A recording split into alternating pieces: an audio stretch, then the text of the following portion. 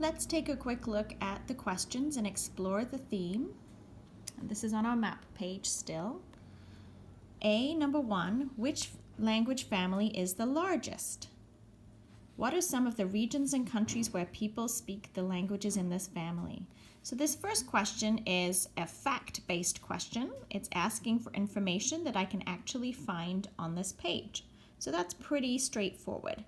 So which language family is the largest? I go back to my reading and I remember from my notes, I took my notes, it's easy to find. Okay, largest family right here, Indo-European language. And here's where it says it. Indo-European, which includes English, German, Spanish, and Hindi, is the world's largest language family. Okay, so largest language family, Indo-European. What are some of the regions and countries where people speak the languages in this family? Well, I know that Europe, because it's European languages. Indo means Hindi, this area down here. But I also know from looking at my map that people in countries that were colonized by European countries, like the Americas, like Australia, like South Africa, also speak the language because Europeans traveled to these places and in many cases forced people to speak their languages. So North America, South Africa, Australia, and parts of India would be an answer to those questions.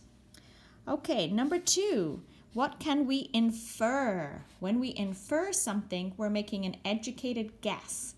It is not going to tell us the answer. We have to think about it. This is advanced, higher level thinking. What can we infer about the areas listed as other on the map? And we talked about this a little bit in the other video. I said the other areas in this cream white color are areas where really only indigenous peoples, native people live in northern Alaska and northern Canada. And in here in South America, I know there are a lot of indigenous peoples and tribes that live in these areas. Also, I'm guessing in Africa. And then in the center of Australia, I know from personal experience, from watching TV, from reading books, that Australia was colonized by the British. The British came and settled in Australia only around the coasts. These are the big cities where people speak English. But in this area, the native people, called Aborigines, still live today, and some of their indigenous languages still survive. So I'm pretty sure from my own experience and from looking at the map, I can infer that the areas listed as other include people who speak many indigenous languages. Okay, number 3 is a thinking question. I'm going to read it and ask you to think about it. Why do you think the number of languages has decreased, gone down? Well, looking at this map, I see that there are still many languages here alive, but there were probably more. And from my personal experience and reading, I know that when Europeans traveled to these countries and created colonies, they destroyed the native peoples and cultures. And I know there were hundreds and hundreds of, possibly thousands of languages spoken in North America by indigenous peoples, by Native American people. But as settlers came and wiped out the people with diseases, took their land, people started to settle and speak English in these places. And I know that happened in South America too with Spanish and Portuguese. So from my personal experience, I know that in the case of North and South America, colonization, European settlers coming, taking the people's land, destroying the people's cultures, led to the decrease of indigenous languages.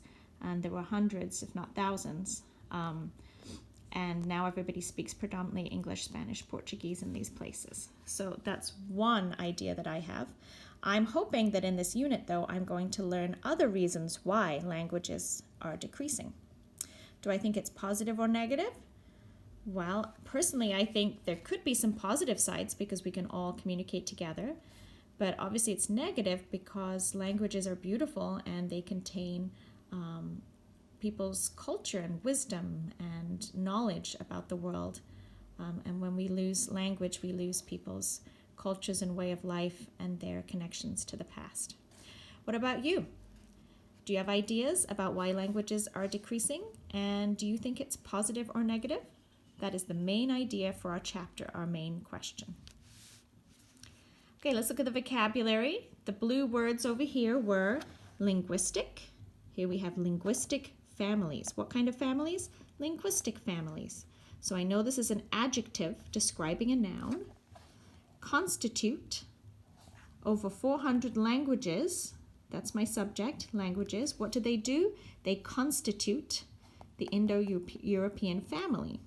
So I know this is a verb because I have subject, verb, object.